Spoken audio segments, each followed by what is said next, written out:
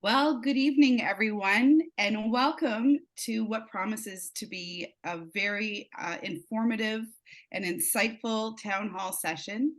I'd like to just begin by introducing myself. My name is Kirsten MacLaine, and I currently have the privilege of serving as chair of the board for the Coalition for Music Education in Canada. I will be your moderator this evening for this town hall discussion. Before we begin, I would like to just cover a couple of very important items to help the evening run smoothly. The first is that I would ask that all participants please mute your microphone just to help us cut down on background noise. And when we get to the question and answer section of this evening's event, I would ask that you use the raise hand icon to acknowledge that you would like to ask a question. And so that can be located under the reactions tab at the bottom of your screens. There's a little happy face emoji with a plus sign. And if you click on that, it will give you the option to raise your hand. And then that way I can also call on you to ask your questions in order. So it gives me great pleasure to welcome you all here to this virtual space. And I'd now like to begin by acknowledging that the land from where I'm hosting this virtual meeting tonight is the traditional and unceded territory of the Mi'kmaq First Nations and beautiful Abegwit, or Prince Edward Island. It's European name, but Abegwit is where I'm coming from this evening. And I'd like to take a moment to invite each and every one of you to pause and take a moment to reflect and express your thanks to the Indigenous communities from the land where you are this evening.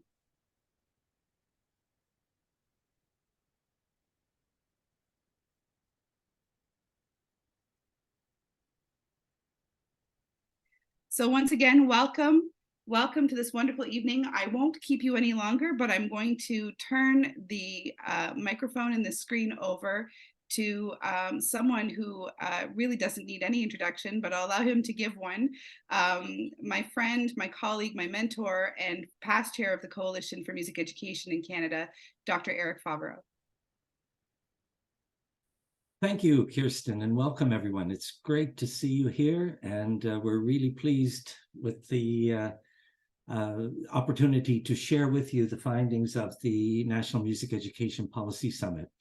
The impetus for the National Summit came about during the pandemic when the Coalition's Board of Directors saw a need for a new strategic plan based on discussions that were held with leaders of more than 50 provincial, regional, and national music and music education organizations in Canada. Building on those discussions, as well as the findings of the Coalition's national study, a new path forward for the Coalition was created, and this included an introspective view of past advocacy efforts and what was needed for the future. I want to express my gratitude to the Coalition's Board of Directors and their Executive Director for their support as fellow board member Lynn Tucker and I began consulting with key people across the country as we shaped this new plan. One of those people was Patrick Schmidt, and based on his research and policy and advocacy action, he convinced us that what was needed most at this point in time was a national cross-sectoral dialogue on music education and its intersection with other sectors, including health and wellness, the music industry, education, and research. This was the beginning of an 18-month journey as Lynn, Patrick, and I assumed the responsibility for planning and executing a policy summit in the fall of 2022. And we did this with the help of a working group of 15 dedicated individuals representing various sectors. Their names are listed at the beginning of the report that has been circulated, and I extend our heartfelt gratitude for the commitment they made when we began this journey together. Throughout the planning process, we engaged many others who contributed greatly to the Spring Symposium and the actual Fall Summit, including the 8 co-chairs of focus areas, the presenters, the researchers, performers, technicians, and the scribes who provided detailed notes, plus more than 300 participants at the symposium and the summit. The in-person event last October was held at the Department of Arts, Culture and Media at the University of Toronto, Scarborough, And I thank the faculty, administration, and students who volunteered their time to make the event a huge success. In particular, those who were involved with Sound Life Scarborough. With their help and with the financial support from SSHRC, UTSC, the National Association of Music Merchants, and the Coalition, we were able to make this dream a reality. And now we have a detailed report with recommendations to move the agenda forward. One of the highlights of the Fall Summit was the Next Generation Shadow Summit, which brought together 10 young individuals from across the country representing various sectors, some of whom were students and others in the early years of their career. Together with the co-chairs of that group, Sarah Weber, a second-year med student and a professional musician at Memorial University, and Delisha Ravinthrarajan, a recent graduate at UTSC, they provided a unique and insightful perspective on music education with new ideas for meeting the needs of students and music makers in the 21st century. I should mention that Delisha, as many of you know, passed away in early October. She played a pivotal role in the symposium, the summit, and the writing of the report. And until the week before she passed, she was providing me with guidance as we finished the writing process. You will notice that the report is dedicated to her and will serve as a reminder of her inspirational vision for the future of music education in Canada.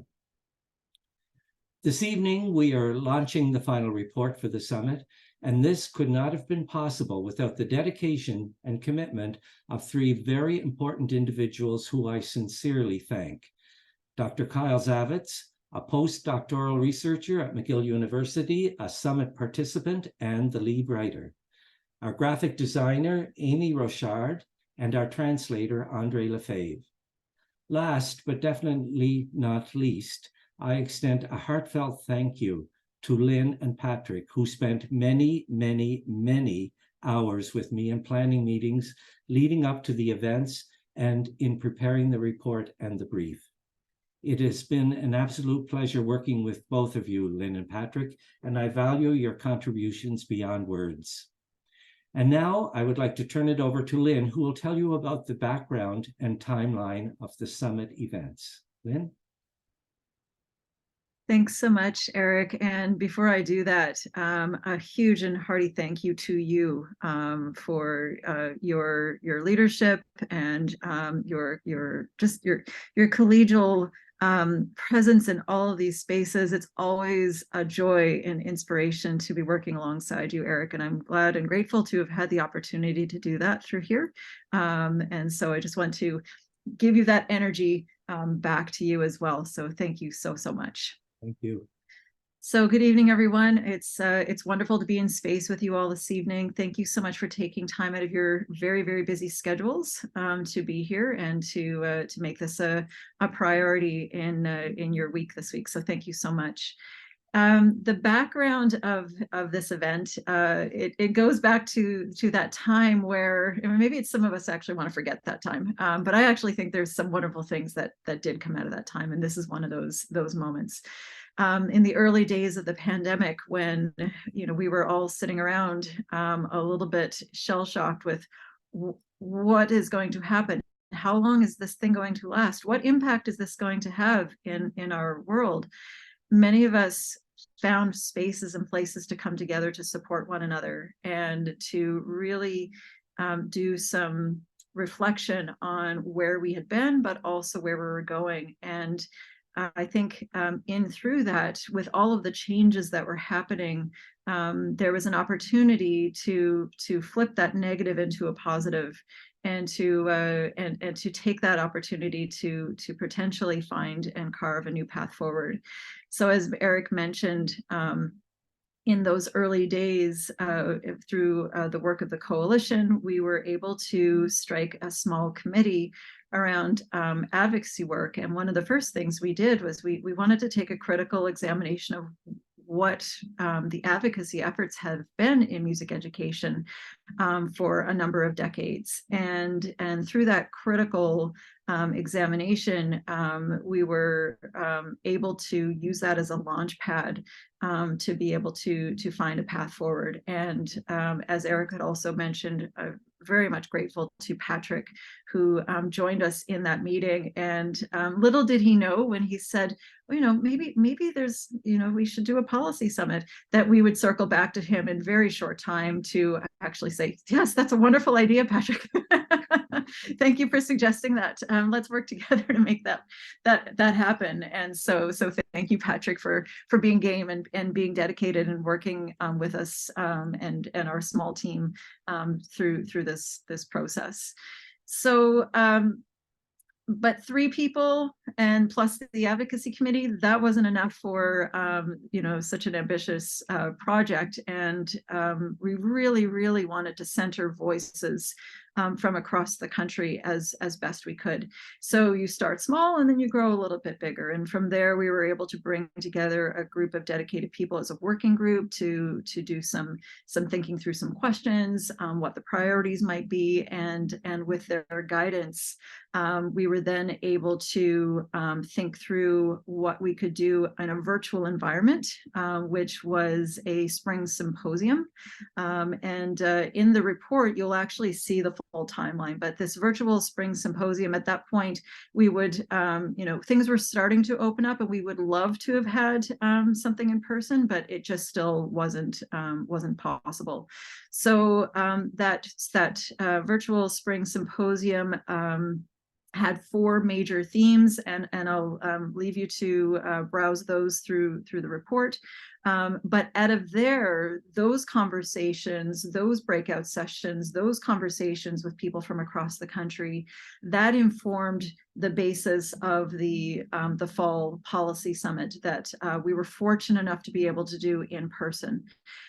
One other piece that is really critical to this is we really wanted to make sure that we were looking cross-sectorally at this. And there are so many opportunities for music educators to come together in this country through local, provincial, and national organizations that are doing amazing, amazing work.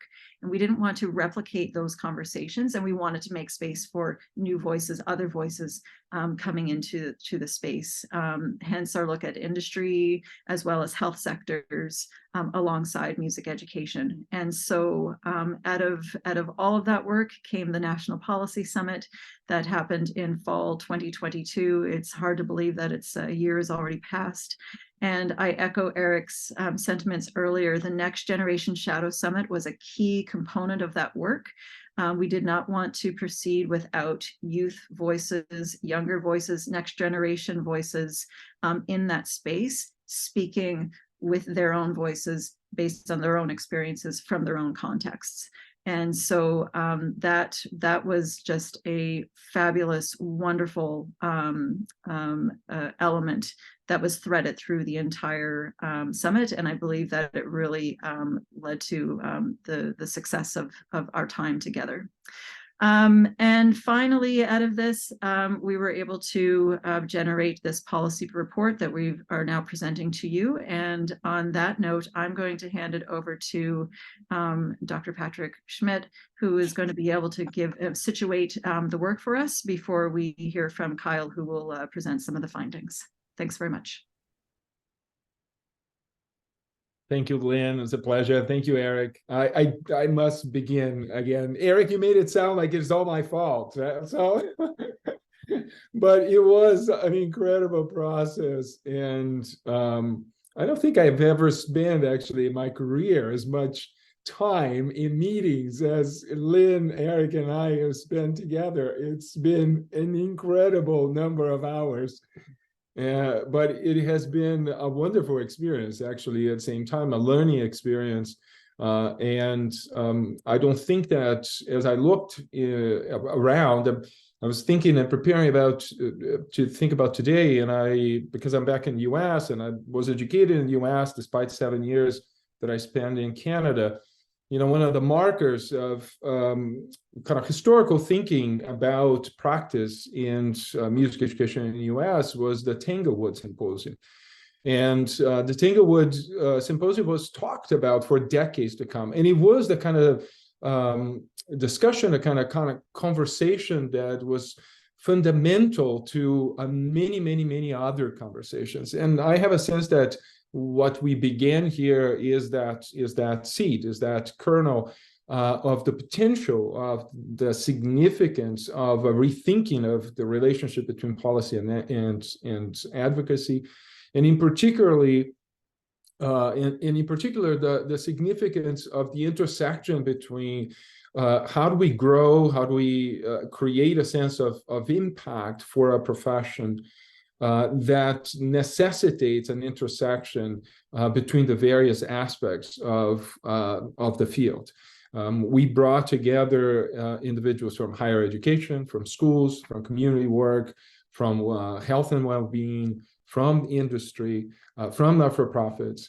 And that conversation was incredibly rich. In fact, I think that one of the most challenging things, and Kyle did an amazing work, but it's one of these documents that is very, very difficult to do a brief for, because of the richness, the complexity, the variance. And so I hope that you are able to take a careful look into the full report. The full report really gets at the richness of the conversation, the complexity of the issues.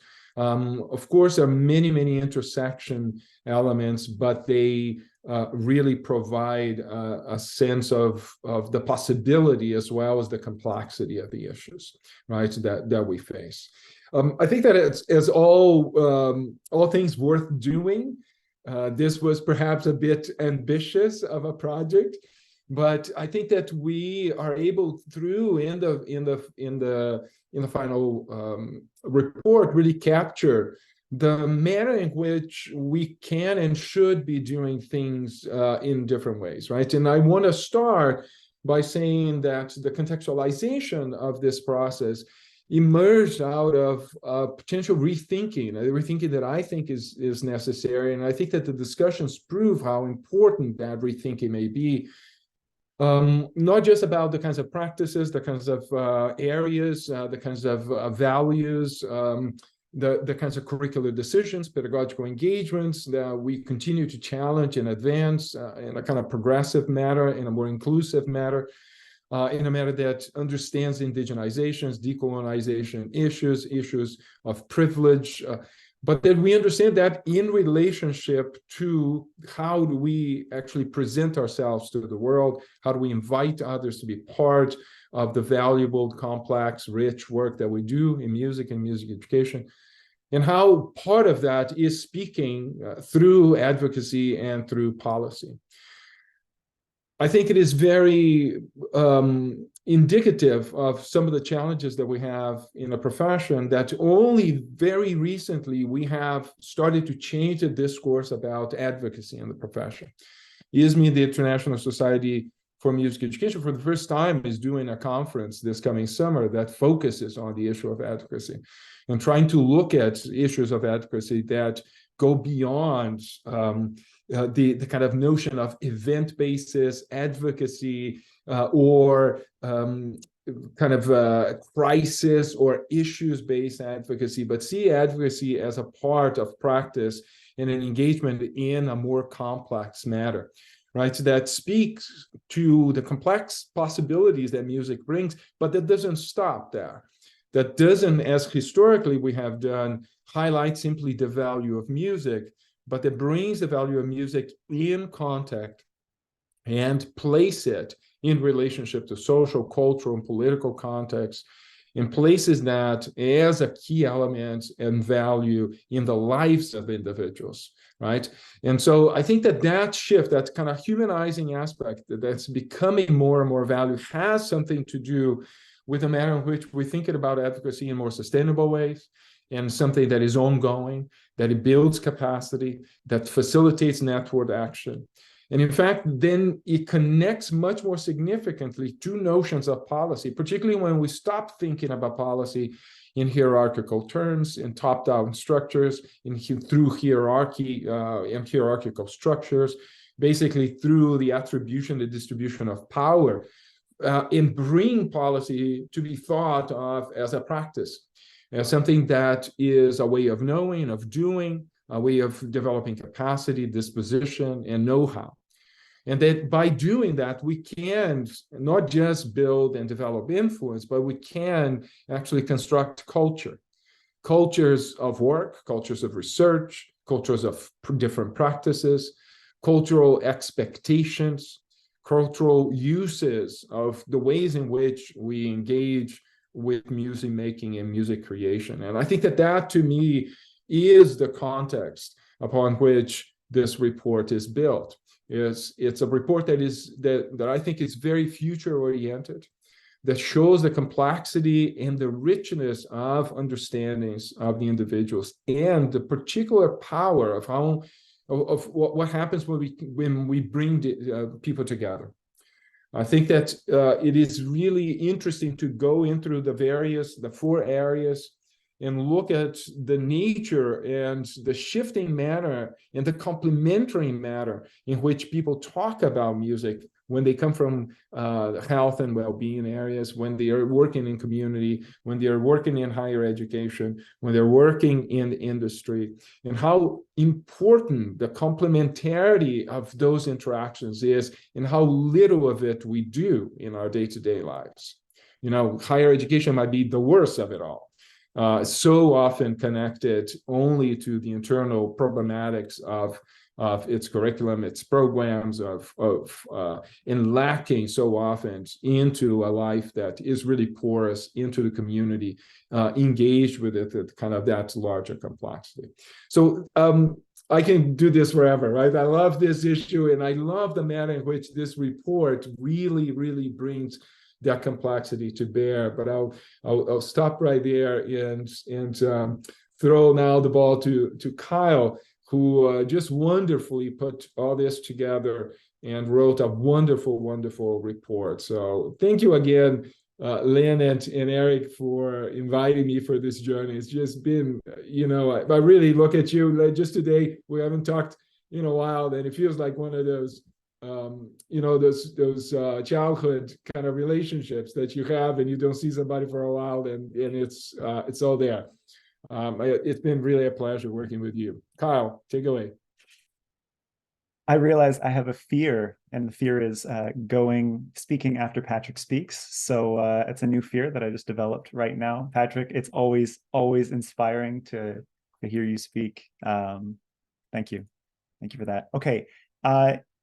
Nods if everyone can see my little slideshow here. Okay, I prepared a couple slides just to help people, just to carry the conversation along so that we can all be kind of on the same page here. So this is a brief look at the emergent themes and recommendations that came out of the policy report itself. And Lynn did a great job of outlining. So I'm going to kind of skip past some of this so we can have a little more time for the question and answers and the discussion to come. But there were 4 thematic areas that emerged out of the working group discussions that became the pillars for the 4 virtual symposia. These thematic areas then, as Lynn mentioned, they went on and they became the sections by which the working group sessions were kind of allocated.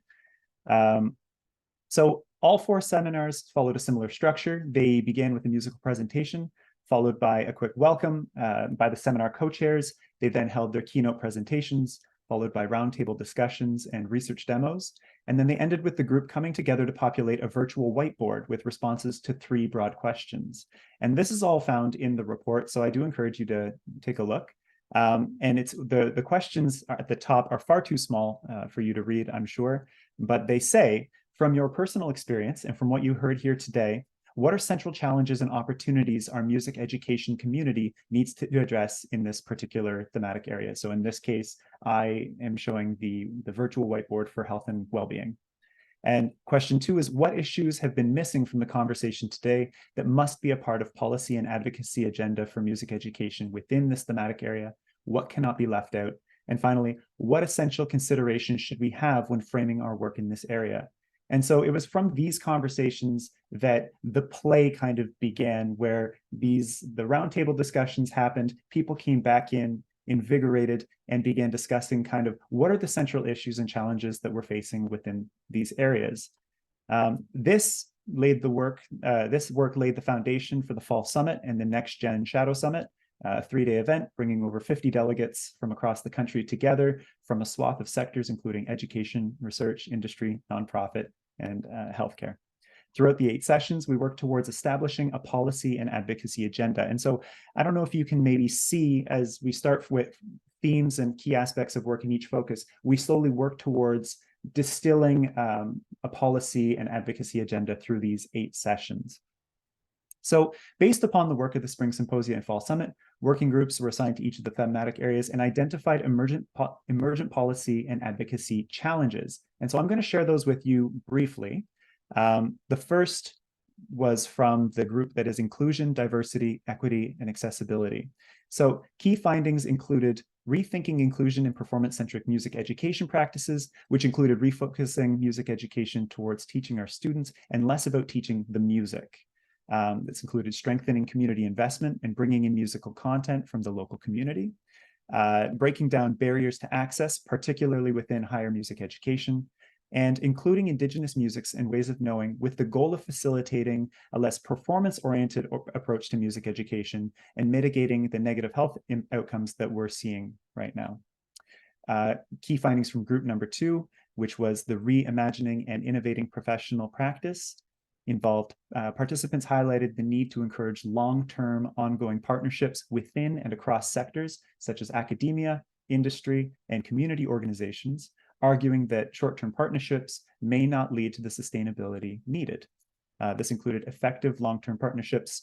They noted that effective and long-term partnerships require time, space, and professional development.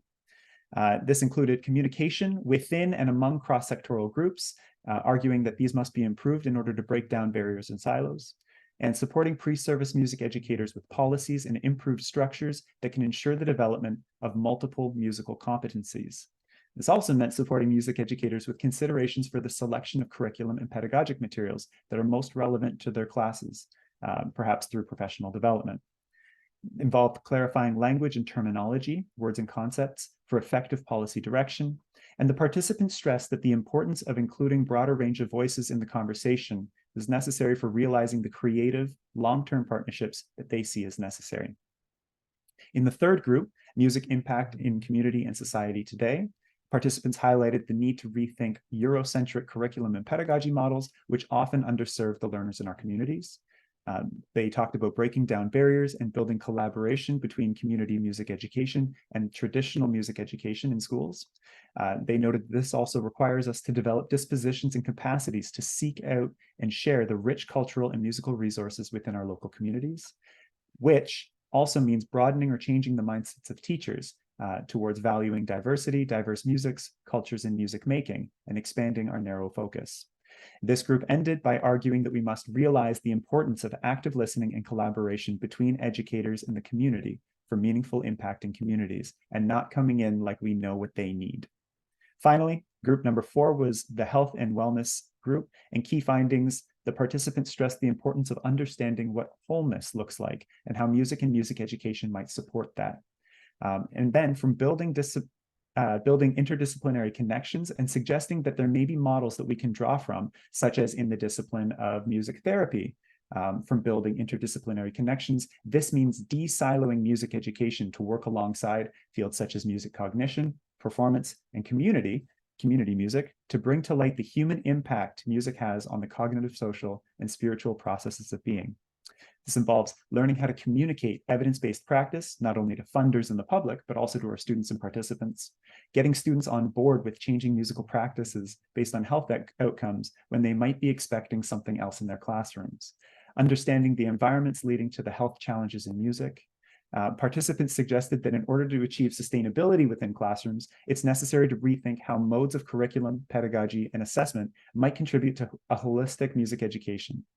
And so that's a lot of information to throw at you right now, but I did want to kind of highlight some of these key challenges and issues and the themes that came out of these conversations in each of these groups, in both the Spring Symposium and then continued on in the Fall Summits as we work towards a policy agenda. And I include these because to give some context for the 4 major challenges, which kind of threaded through and connected to all 4 data sets. And so an analysis of these emergent themes produced 4 major challenges which were identified among all data sets, and I'm just going to read them as they appear in the policy report so I don't trip over my words. So the first one was improving communication. We noted the conversations pointed to the existence and the perpetuation of silos and barriers within and across different sectoral groups, which participants argued were limiting partnership opportunities. Moreover, language and terminology are inconsistent and not aligned when you're talking to people from other sectors, making past policy and advocacy efforts difficult. The second challenge we highlighted was building long-term sustainable partnerships. The continual importance of long-term sustainable partnerships was raised throughout participant discussions. Participants noted that the significant ongoing investment from groups which is necessary for success with these partnerships was not always understood or valued. The third is investing in and engaging with community.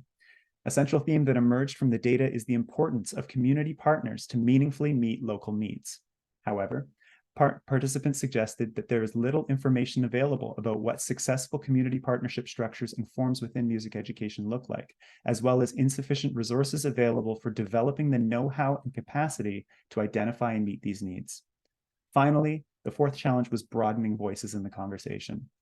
A continual tenet of all 4 thematic areas was the importance of bringing in and valuing new voices. Participants pointed to its importance for engaging with inclusion, diversity, equity, and accessibility needs effectively, including vulnerable and marginalized populations. This was made even clearer from the tremendous contributions by the participants of the Next Generation Shadow Summit. So these 4 major thematic challenges became the impetus for the 4 recommendations which the report highlights. So recommendation number 1, establishing a context-independent language of description for future policy and advocacy direction. We recommend the development of a publicly available language of description for future policy and advocacy direction. This involves establishing a singular source for terms, concepts, and language which can be understood among a wide range of stakeholders, including academia and industry, to underpin future policy and advocacy efforts. We recommend that this process be collaboratively undertaken with a cross-sectoral group of participants to maximize its reach and scope. Recommendation number 2, establish resources for supporting sustainable and long-term partnerships. We recommend establishing resources to support sustainable and long-term cross-sectoral partnerships. Data revealed that a lack of understanding and capacity amongst participants resulted in unsustainable partnerships, disconnection between education and local communities, and limited communication, which has led to siloing. We suggest that active or passive supports might build necessary capacity and willingness for organizations, academia, government, and industry, assisting in the establishment and maintenance of lasting and meaningful partnerships. Number 3, establish a working document for professional development opportunities for Canadian university faculties and departments.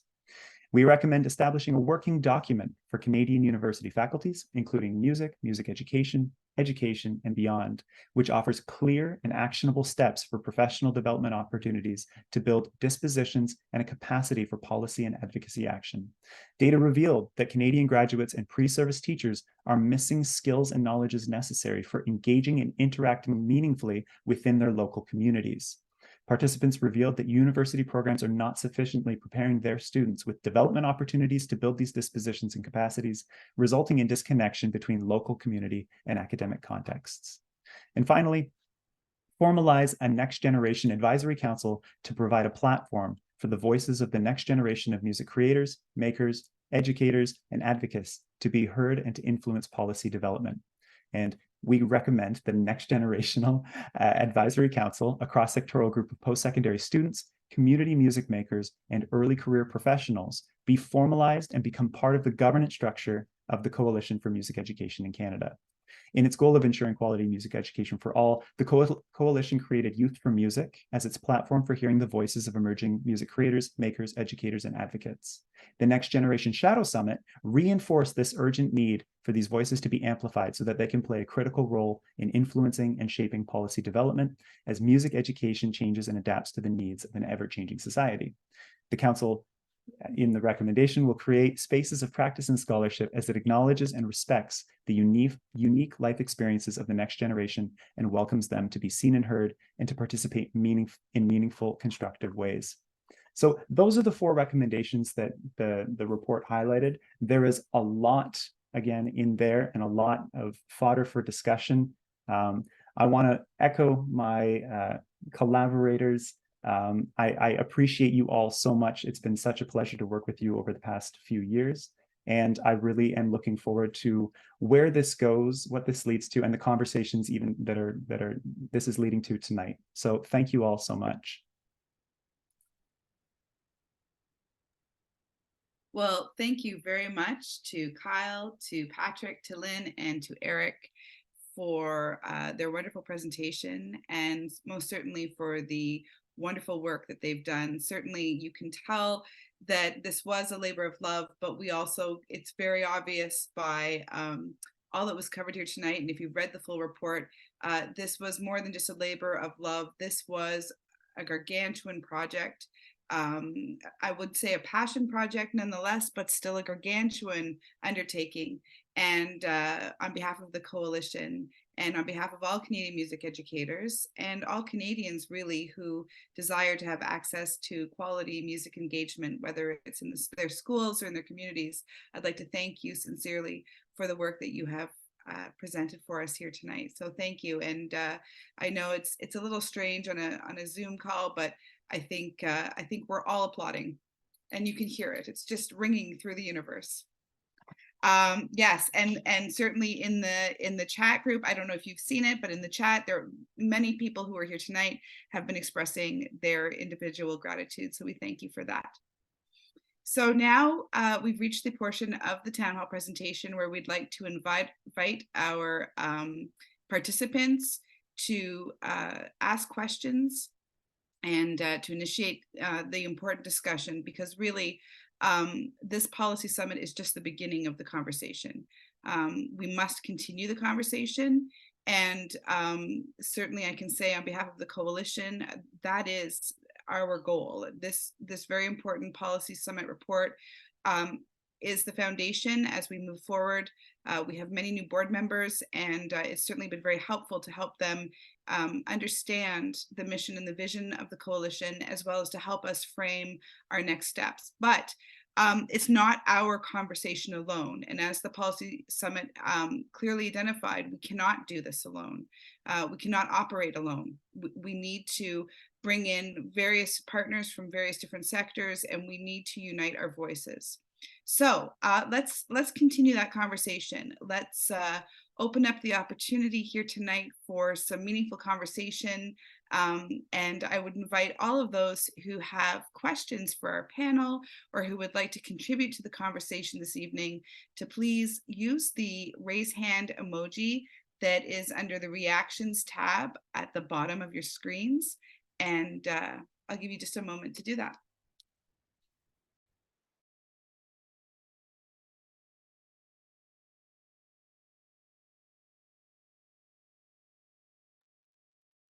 Okay, well, I do have a question here that was sent just prior to the town hall presentation this evening. So what I will do actually is I'll read the question. It's not my question, but it was a question that was submitted in advance of this evening.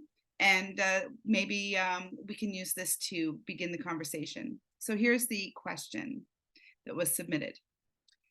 We have experienced the crash course of online learning and the necessity of using technology, iPads, Chromebooks, earphones, phones, and a plethora of apps, online resources. It is incredibly useful and lends itself particularly well to composition. Do you see this as the new music education? Or is there room for incorporating music technology in a music education curriculum? Will learning instruments become a thing of the past? I think learning a technical skill on an instrument is rewarding, satisfying, critical. But no longer on band instruments, perhaps? What do you see as the next step for kids to have access to instruments, if it is indeed deemed, useful to learn instruments? So I'll invite the panelists to jump in and respond to that question.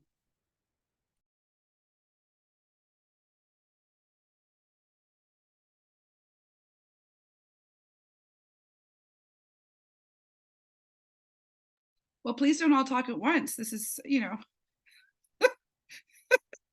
Patrick, you've unmuted, so you go first. Yeah, sure. I think that I'm not sure that I can respond directly to the question. I think that technology it's a constant, right, and has been a constant in our profession for quite some time. I think that what is representative is of conditions and of change, right, that are just accelerating. Well, I just came out to just because I'm thinking of technology. I just came out of a conference here at Teachers College, when I'm working now on AI and the impact that it is having on kind of generating information. Students are using AI as their personal tutors. People are creating art and music through it, and so I think that the question of replacement of technology from previous technology it's really a given. I mean, that's going to happen. It's going to happen in an accelerated form.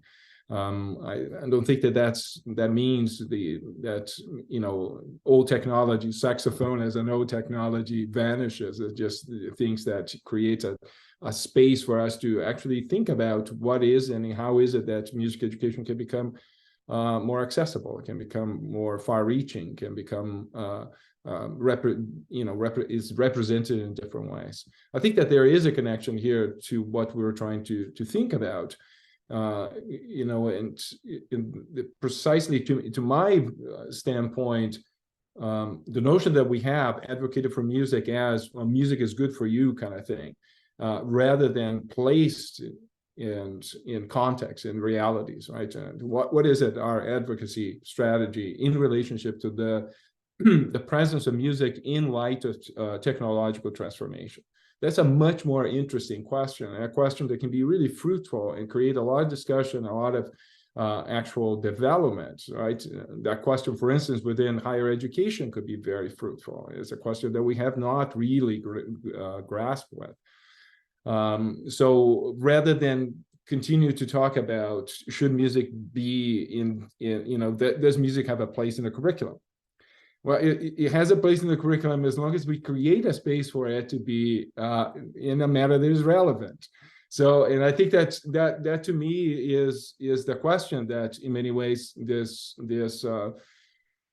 the summit brought together, is that because of the variance of the cross-sectoral nature of it, we saw needs and interest and priorities that were distinct, and yet they were constructive in a similar way. They conflated, they were brought together in the interest in using whatever areas of development to foster the continuous relationship between individuals and music, the educational, the health aspects of it, the socializing aspect of it, the creative aspect of it. And I think that is the kind of shift that we need to start making. It's how we speak about and how do we offer an invitation for others to continue to engage with music making.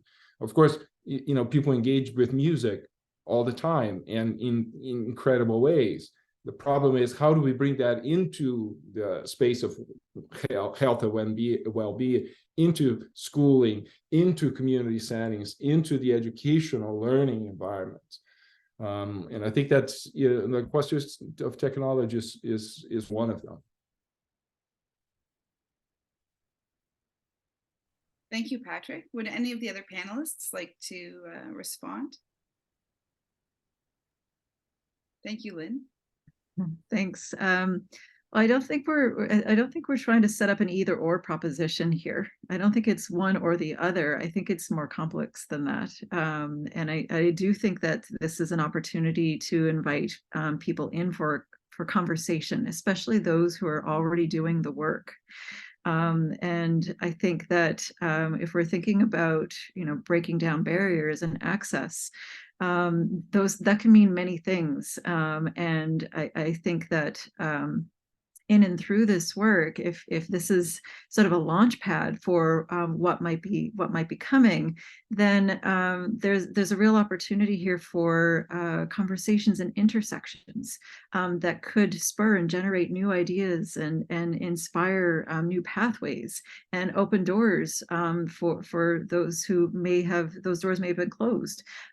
So I think that those are the things that I get really excited about when I'm thinking about this. But I really don't think it's limited to sort of that one way or the other, or it could be this and not that. I'm far more optimistic about what the future might hold through these conversations. In terms of technology, it's here, and I think it's something that we have to embrace, and I think that that's going to be part of the big picture. But to limit to one or the other, I don't think that's the way we're heading. I'm far more hopeful. Thank you, Lynn. While we wait for if anyone would like to raise their hand and ask a question, if I may, I know I'm here as moderator, but I will affirm what or concur with Lynn. For those of you who don't know me, I am a music educator in a high school here on Prince Edward Island. And a few years back, there was a proposal to bring a Styles of Popular Music Performance course into the high schools here. And I can honestly say that the initial reaction of many of the music educators, because we have a very strong concert band community here on Prince Edward Island, they were very hesitant at first, because the fear was that introducing a popular music performance course at the high school level would drain our, or at least take students out of our concert band programs that are already facing challenges because of the limited number of electives students can take here on Prince Edward Island at the high school level. And I'm very pleased to say that when I took my position at this particular high school last year, one of the first things we've done is we've offered this popular music performance course at my school this year.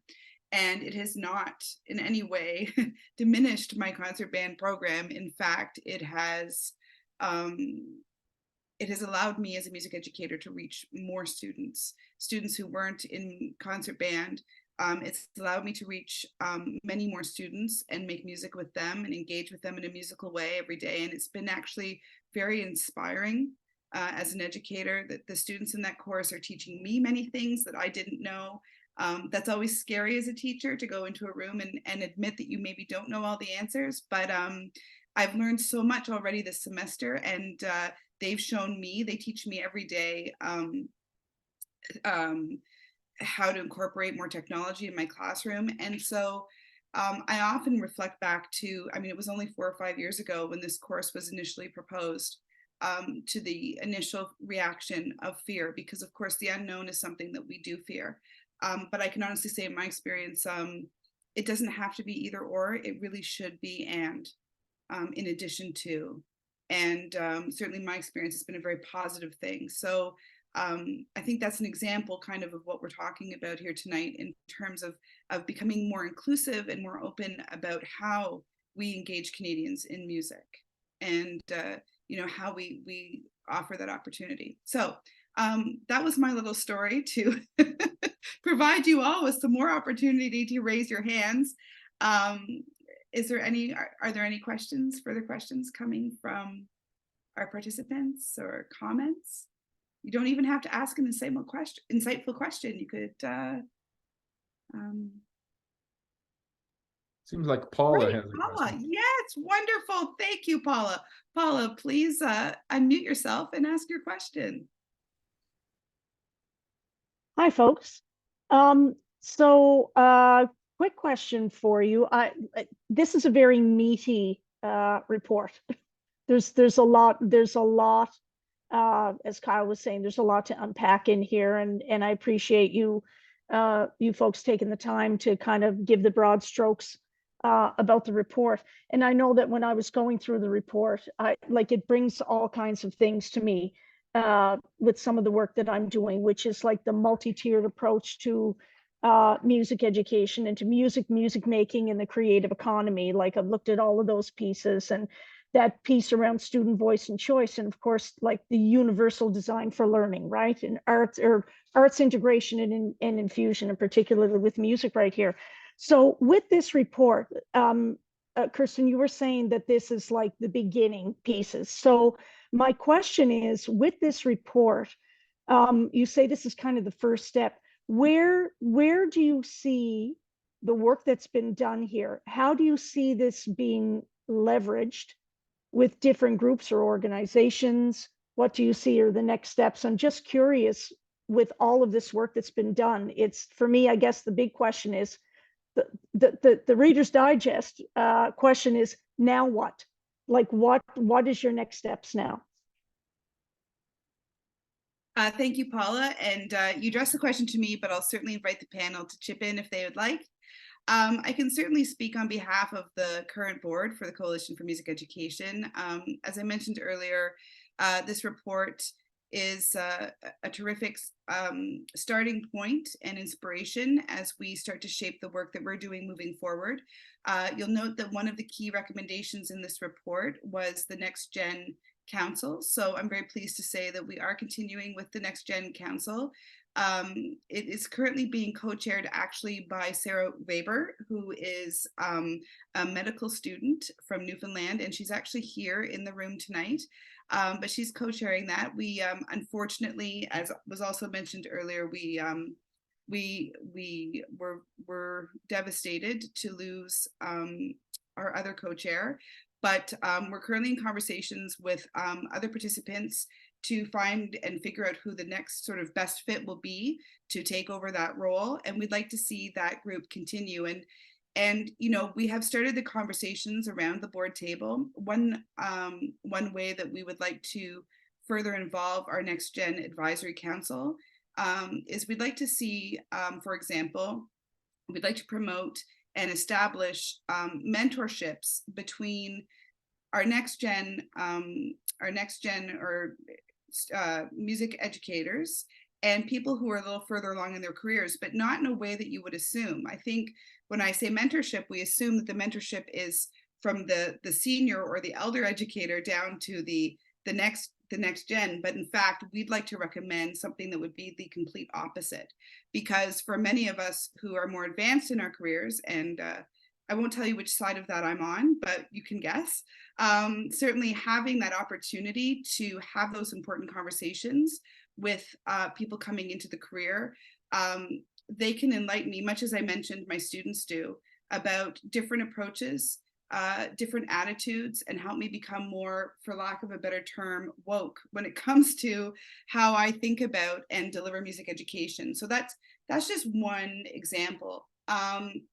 In terms of breaking down the silos, we had a national leadership forum with the coalition where we would bring together the leaders of the music education organizations across Canada. We'd like to reestablish that, but we'd like to also maybe look at bringing people in from outside music education as well. You know, other people from other sectors who are invested partners. Because again, this is the beginning of the conversation, but we have to continue the conversation. Establishing the consistent vocabulary, that's going to be a little trickier. But again, we have a great board, and I'm really excited that we have these recommendations, and some recommendations will become more tangible earlier on, and others will just take time. But I think what's really important is just that we've started the conversation, and that conversation is there. And certainly I'm not fooling myself if I think that the Coalition for Music Education in Canada can be responsible for all of this change. Because if there's one thing this policy summit has taught us, it's that we cannot work in silos, as I mentioned before, or as the policy summit mentions.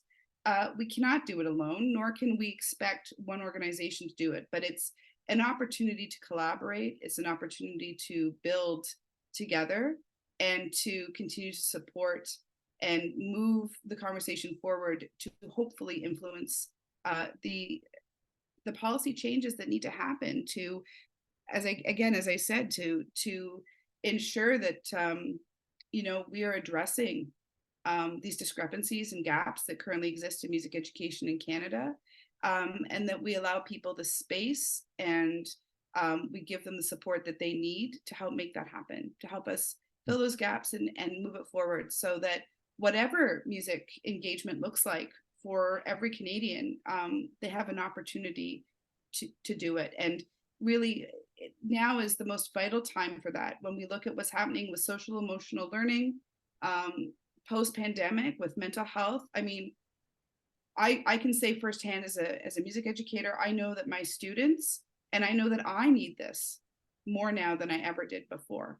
So, you know, it's continuing the conversation. It's growing and learning every day. And it's how do you eat an elephant? One bite at a time, right? So one step at a time. But as long as we're moving in the right direction and we're trying to make it better every day, then I think we're doing a good job. So that's my 2 cents. I don't have a concrete answer for you, really, Paula, except to say that, you know, we're trying to move in the right direction. And I see that Kyle has something to say, I think. So I'm gonna be quiet now, let Kyle speak. Thanks, Kirsten. And that's really exciting to hear all the work that the coalition is doing to push this forward. Paula, I thought about your question before this began today, and I was asking myself, how would I answer the question of now what? That I figured Betty Ann was going to ask anyways. Hi, Betty Ann. And so one of the things that I've been challenged with recently in my own research is this idea that the document itself doesn't do anything. It's activated through people's actions. And I really like the word you used, Paula, leveraged. You know, how people activate this text and then use it in their day-to-day life. And so I believe very strongly that there's a big potential for this document to have significant impact through our actions. And so I've made it my purpose, since I got the final copy of the document, to find minute ways and places to incorporate the recommendations in my own practice on a day-to-day life, with, like, as Kirsten said, the one bite at a time, hoping that the minute and micro things that I'm doing can add up to something significant. And so just to share with you, kind of, instead of going, how are we going to take this document and do something with it, I maybe will just offer a quick idea of how I've been doing it in my own kind of practice. So I'm fortunate to be working with 2 groups right now on redesigns for curriculum, 2 different course outlines that are currently going through. And so the ideas that are instilled in this document of the kind of dispositions and capacities that we're talking about that are important to develop, those are in the back of my mind. Questions like long-term partnerships and sustainability, what do those mean? And I'm fortunate right now, I'm working with on a project with McGill's Sustainability Office on redesigning a curriculum document, along with some team members, fellows at the School of Music. And so I see these as totally linked, talking about how we're developing partnerships and what sustainability looks like. And so instead of, you know, going from, it's hard for me to imagine huge motions that this document is going to make all at once, and, you know, like knock the pins over in a bowling alley, and instead see how can, you know, this gentle breeze and maybe if there's enough people blowing on the pins, they'll fall over or something. So that's just my kind of the thought that came to me when you asked about leveraging this policy report. Thank you, Kyle. Patrick, Eric, Lynn, anything that you'd like to add? Yeah, maybe I'll jump in. I mean, I'm thinking about a number of things. I think that, you know, where I still working in higher ed in Canada, I think that one of the things that I would love to see is kind of bring together, based on some of the discussion, some of the issues that emerged from the from the report, to bring together the 40-some institutions of higher education in Canada and have a conversation with those. I try to set up perhaps regionally, and then, you know, a kind of an ongoing set of conversations. I think that's one of the things you know, although I got to know amazing colleagues who some of whom are here, I felt the need for more of a kind of a national conversation. And I think that this could be a catalyst for that. I think that there is clear throughout the report. If this is if we capture a representation of the national discourse, the concern with higher education and the manner in which higher education is preparing future educators and musicians in general as well, it's throughout, it's present throughout. The deficiency of it, the limitations of it. And this, of course, is not a reality only in Canada. It's certainly present here in the States as well, and many other places. But how we engage with a conversation out of this discussion, I think it is interesting. I saw Andrea's name over here, Andrea Creech, and I thought it's very interesting that, partially because of the individuals, partially because of the conditions, partially because of shirk. We are now seeing what Kyle just described as well, in maybe the last 10 years, a growth in the manner in which research has become much more cross-disciplinary. We, a few years, the year before I left Western, hire a Canada research chair precisely to do that kind of work. Andrea has done that work, Laval, and now in McGill as well. And there's many, many others. How do we bring those kinds of discussions into the undergraduate educational environment? I think is one big challenge that we have actually not dealt with very well, and is a necessary one, in my opinion. How do we help then undergraduates do that? And I can think of 5 or 6 recent, undergraduates that just graduated from Western last year. In fact, all of them are females, all of them amazing, like Delicia, thinking about, questions and issues and interests that they are not finding actually resonance in many spaces in music education. So, one of them is went to a sociology master's, another one to a policy master's, another one is in Harvard doing a cross-disciplinary work. I mean, we need to, I think, as a discipline, be facilitating that so that takes place. I see Isaac over here as well. I think that leadership within organizations, that's the other space. I worked with Isaac when he was president of AMEA, and it was transformational. The kind of serious, committed thinking to changing institutional practice. And how we can do that in ways that might feel daunting at a particular moment, but that over time set up the path for different kinds of interactions and different kinds of sessions, different kinds of conversations, different kind of transparency and leadership, and a different role for youth, for young future educators and practitioners to do their work differently, right? To not be so concerned with, well, what that, as Kirsten was saying, when the invitation for a new curricular pathway comes up, that actually people are pushing that rather than, can I do it, right? How do we get to those moments? I think it is at the center of this report, and it is interesting to me that those are questions being, that we see struggle within, let's say, health and well-being, within the more performatic aspects and practices within individuals who are in arts management. I think that those questions are present, and I think that we can find space within multiple institutional organizational spaces to actually build this, right? They are happening in certain spaces, just as I mentioned, as for instance in research. How do we bring that down into the curricular? How do we embed some of this thinking now and in other more wildly accessible areas of our spaces? Sorry, I'll shut up now. Patrick, I don't think I would be alone if I said nobody really wants you to stop talking. We all love to hear what you think. Eric, you've unmuted your mic. I'm hoping it's because you'd like to jump into the conversation. Sure, yeah.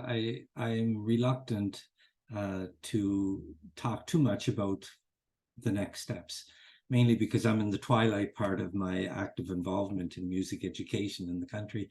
But I just wanted to mention that a few weeks ago, I had the privilege of presenting this work at the International Music Education Policy Group Symposium in Edinburgh, in Scotland. And the reaction was really quite impressive, particularly the idea of breaking down the silos. I see Angela here, Angela Elster, in the group, and this is something that she and I have been talking about for the last 25 years. You know, the biggest problem in music education is breaking down those silos. I had many phrases that I used throughout my career, particularly when I was in administration. And one of the ones I always told teachers is to plant your seeds where the ground is most fertile.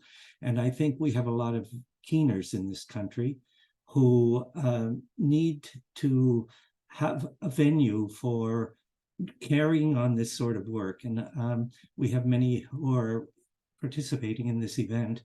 And I think a way of making sure that there's follow-up to the recommendations in the report and continuing to build on recommendations for the future is to find those people and to encourage them and to provide a space where they can actually discuss and carry on the work with support from each other. Because music education, in many ways, although we talk a lot about ensemble playing and the group sort of feeling when we make music, it's a very lonely experience, particularly if you're a music teacher in a school, because often you're the only one and there's not a lot of dialogue you can have within a staff that is really meaningful. So I think it's really important for the coalition to take a leadership role in creating these spaces where the keeners in the country will continue this work. I think when the Leadership Forum meets, we know that there is great leadership skills that are being exhibited by the leaders of these organizations. And I think it's really important that we cultivate that and encourage them to take a leadership role in other ways than just in their own organization.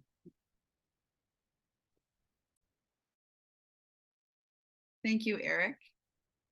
I will say as well that another thing that came out of the recommendations from this report for us certainly was we recognize at the coalition the importance of becoming a little more diverse in terms of the board members at the table, because while these conversations and knocking down these silos are really important within music education in Canada, I would also suggest that you know, as the policy summit role modeled for us so well, we need to hear voices from other sectors. We need to invite other people to contribute, because, you know, our lens is very specific to who it is we are and what it is that we do.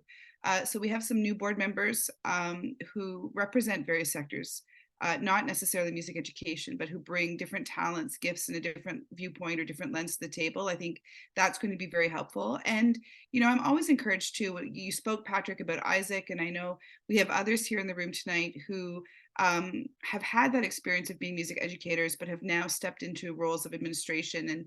And that's important leadership as well within our boards of education and within our school systems, because you know, it was, I once had the opportunity to see Doug Goodkin speak, and I refer to this a lot because it was an aha moment for me in my career. I was at a national ORF conference in Nova Scotia, actually, and Doug said, you know, one of the biggest challenges about influencing change and affecting change is that people can't understand why the change is important unless they've experienced it themselves. And so often as music educators, we want people to understand how important it is to have a quality music engagement in their lives. But if people haven't had the experience of a quality music engagement in their lives, it's very difficult for them to understand what it is that we're advocating for, or what it is that we already know. And so again, expanding that conversation and inviting those different people really helps us to understand where they're coming from, but also it gives us the opportunity to, you know, whether you're a school administrator or you're a leader of one of the national organizations, or you're someone at the post-secondary level that's doing research, to be able to think about it and to try to understand someone else's lens or viewpoint is so important and crucial, I think, in you know, bringing about the change that we want to see, and repairing, the deficits that we see in Canadian music education opportunities. All right, another question from the audience or comments from the panelists? Oh, Dawn, Patrick ended with my question. Oh, okay, great. Well, Patrick, that's wonderful. Thank you for doing that. But in the chat group, if you don't see it, Dawn wrote, how are these conversations and insights to go beyond discussion, promotion, and be infused into policy and music provision? Eric mentioned finding and supporting keeners, but this project does seem to be something that requires political impetus to develop governmental and divisional policy that values and promotes music education. Oh, okay. Thank you, Dawn. Patrick, did you want to respond to that? Well, I think that is the kind of work that is cut out for us, right? I'm working with a couple of groups in Europe, and both of them are funded. One of the projects is looking at power relations in higher education, and is funded by the EU, right? So it's funded to the tune of $3.5 million, and this is a coalition of multiple institutions looking at issues of equity and disparity, right? And it is hard to do significant change if you don't have the support to do it, right?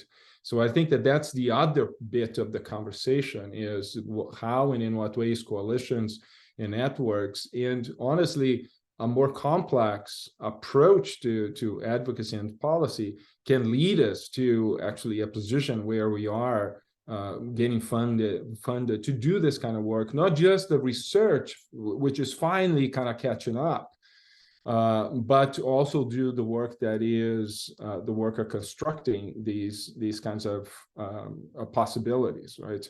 To change the nature of how do we engage with music. I think there's a massive, we have some ex-deans in the room here. I think it's a massive lost opportunity that, for instance, leadership in higher education does not use these kinds of discussions to actually foment development in more significant ways, right? So that could be actually cross-institutional. I mean, we're contending with workloads and other things. I understand, but I think that there is actually a space in multiple areas of the institutions in what ways we manage.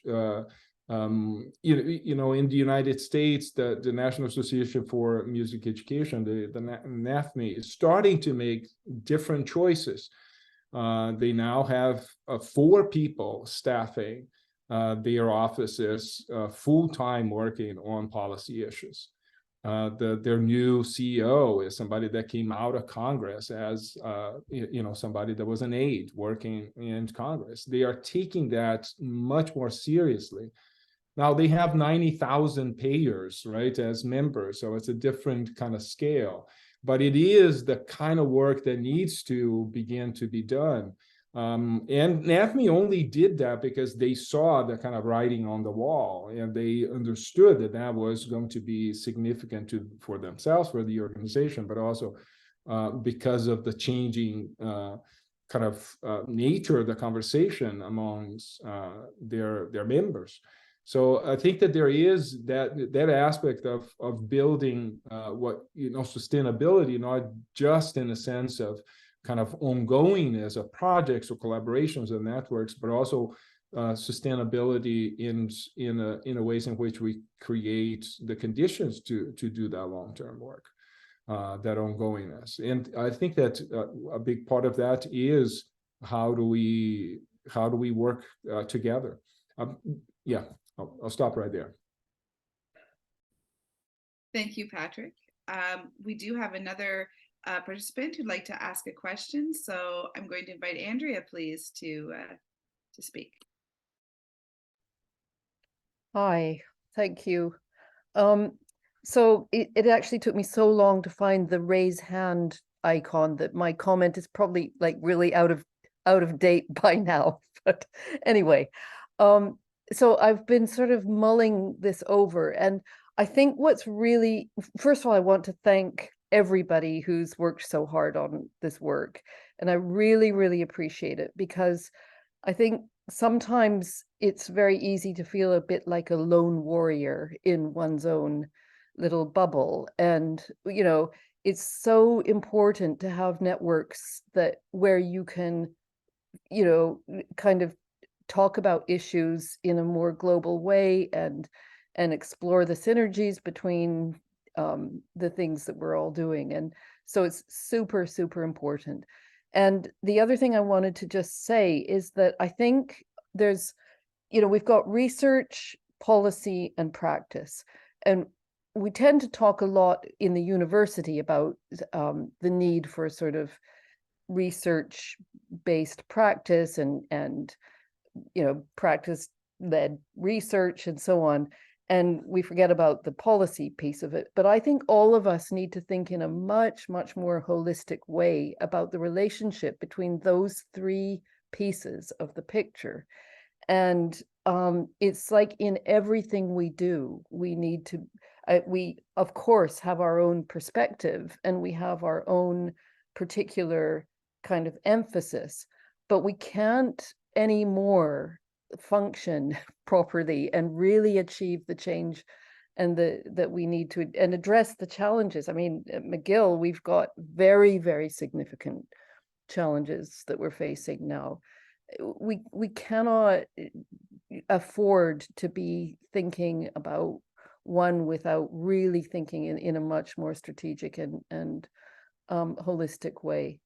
And but it's, you know, and you have to build these little communities around you, find the people who will support you. And it's so, you know, we're trying to implement quite big changes, but that can't be done without a vision and without support systems in the background and without this very, very strategic and holistic understanding of the relationship between research, practice, and policy.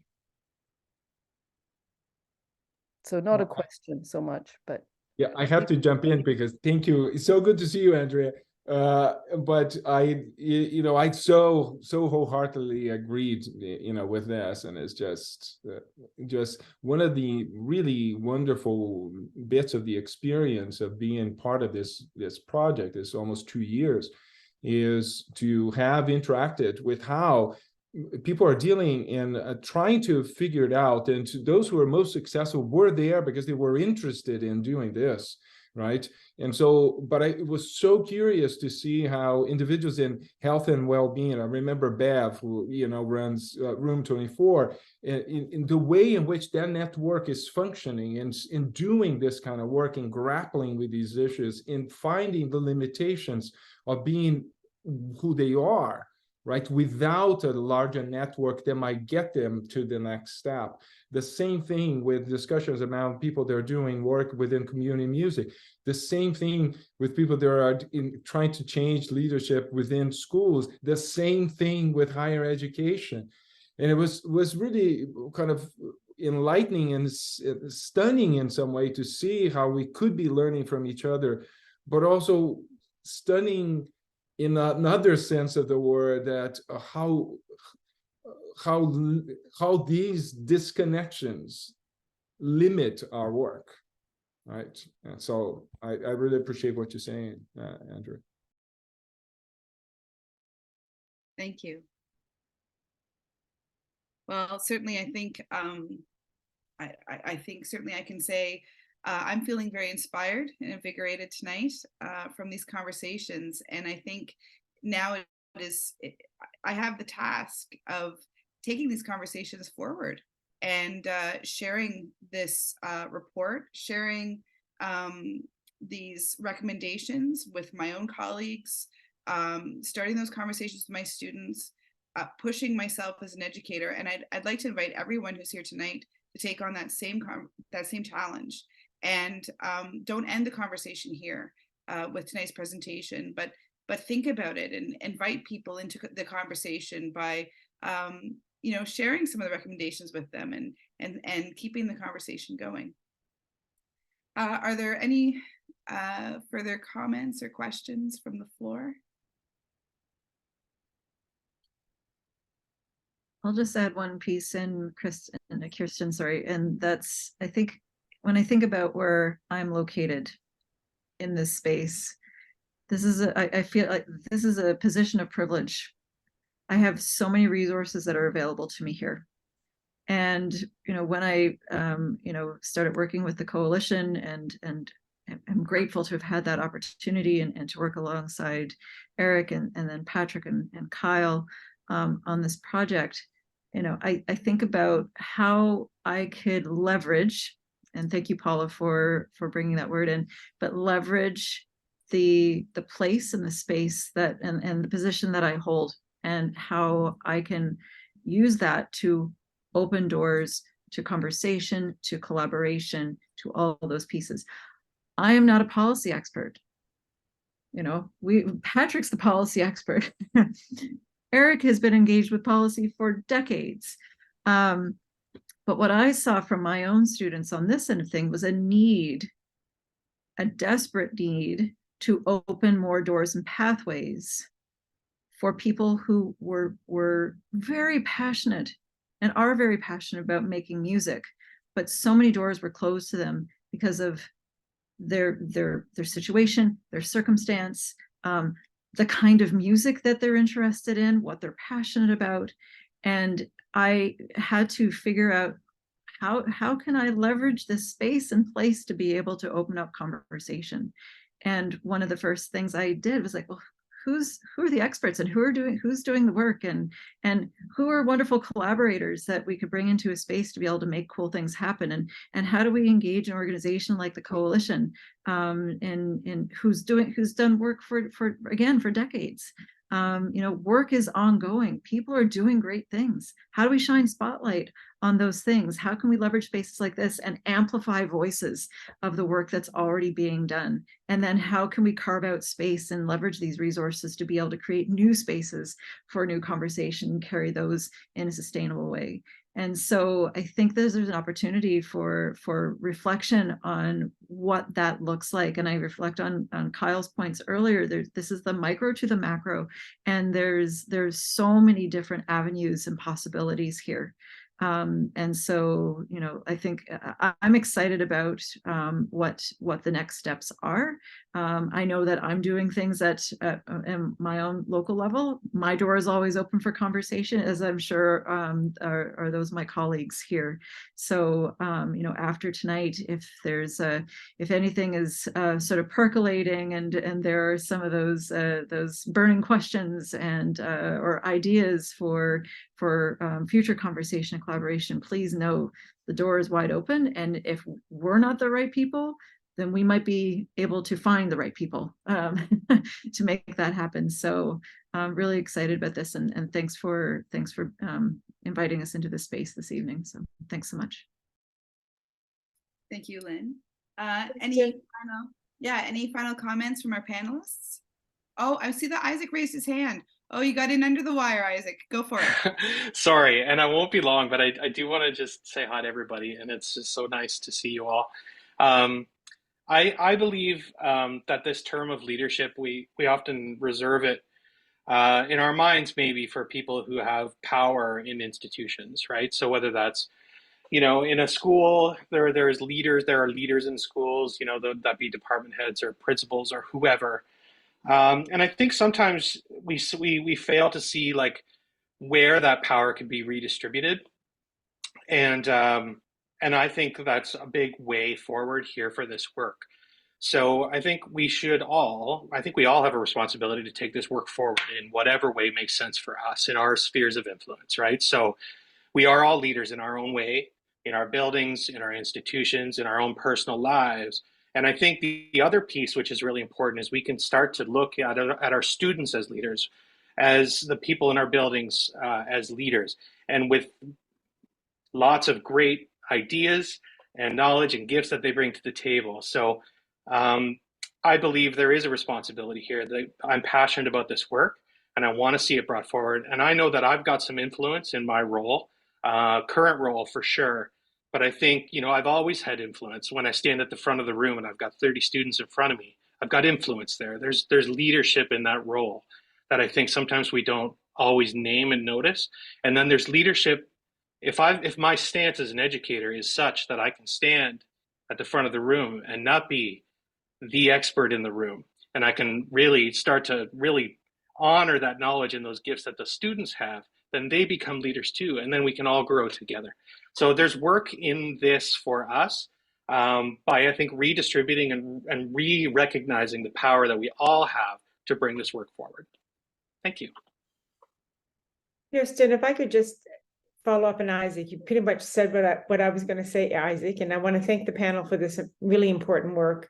As a person who's lived in both here and in Canada, worked and was a student, people think administrators have the power to make change. Administrators can't make changes without the support and the infrastructure and the buy-in and the willingness and the people on your team who can actually see what needs to be done and why, and the criticality of that. As a person who's been an administrator for 17 years in university systems, I just want to say, as you said, Isaac, each person is critical in the role of leadership. And I keep thinking of how French immersion in Canada in the 1970s took hold. And it took hold because of parents. It took hold because of parents and students.